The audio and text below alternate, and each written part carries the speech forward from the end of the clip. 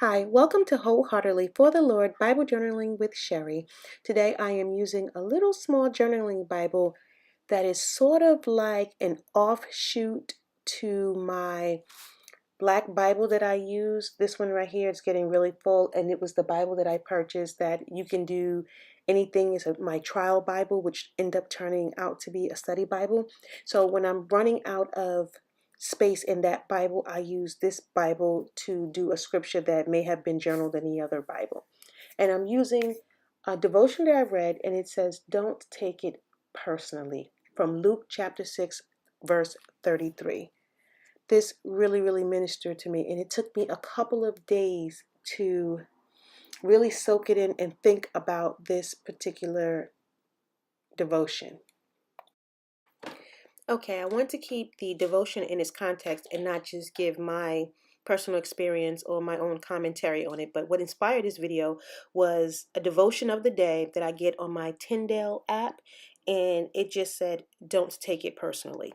Now, again, I've been struggling with this message for several days, and there's no way I journaled the page, but there was no way I can post it until I allow the Spirit of God to challenge, convict me, help me to sort through my personal problems, so to speak, and reconcile some things within myself. So the devotion of the day says this. Well, first of all, it's Luke chapter 6, verse 33. "If you do good only to those who do good to you, why should you get credit? Even sinners do that much." Now I'm going to try to read most of the devotion and you'll get the idea. Very familiar with this verse, but the way that this devotion was written, it's blessed me so much because it was just emotionally right where I am in my life. So it says this. "Here's a news flash. You are a sinful person surrounded by other sinful people. That's hardly breaking news, you might say. But if that is so, why do you and I tend to be surprised when someone mistreats us, lashes out at us, and hurts our feelings? For example, your husband comes home from a bad day at work and takes his anger out on you. Your child is drowning in homework and slams the door in your face when you ask how his day went. Your boss gets on your case for something that wasn't your fault. Husbands, wives, bosses, sons, daughters, colleagues, friends, neighbors, pastors, parishioners, we are all part of a great chain of sinful people whose actions can create reactions in the space of a split second." Another part of the devotion says, Paul Tripp, I guess he's a minister of couples, says he puts his finger on a problem that can mar any relationship. He says that most of us, quote unquote, tend to personalize what is not personal. He goes on to say that at the end of his bad day at work, your husband doesn't say to himself, "I know what I'll do. I'll take my bad day out on my wife so that her day gets as wrecked as mine. ...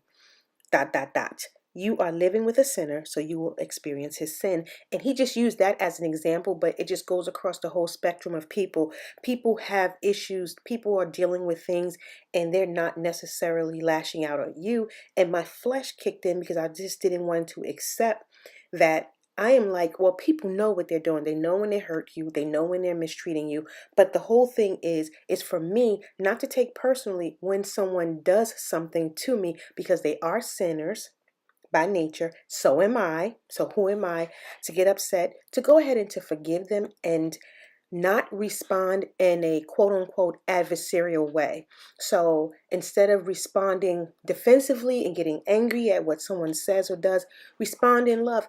And scripture does say a soft answer turns away wrath. So that really blessed me, and I really struggled with that for several days because I just wanted to go on my emotions. But the bottom line is I'm not saying much of myself as a Christian if when someone mistreats me, whether I say it to them verbally, or I say within myself, why did they do or say this? And I have to leave room for people to be human and make mistakes because it will happen. And note to myself, Sherry, it's not about you, so stop taking things so personally and stop being so overly sensitive.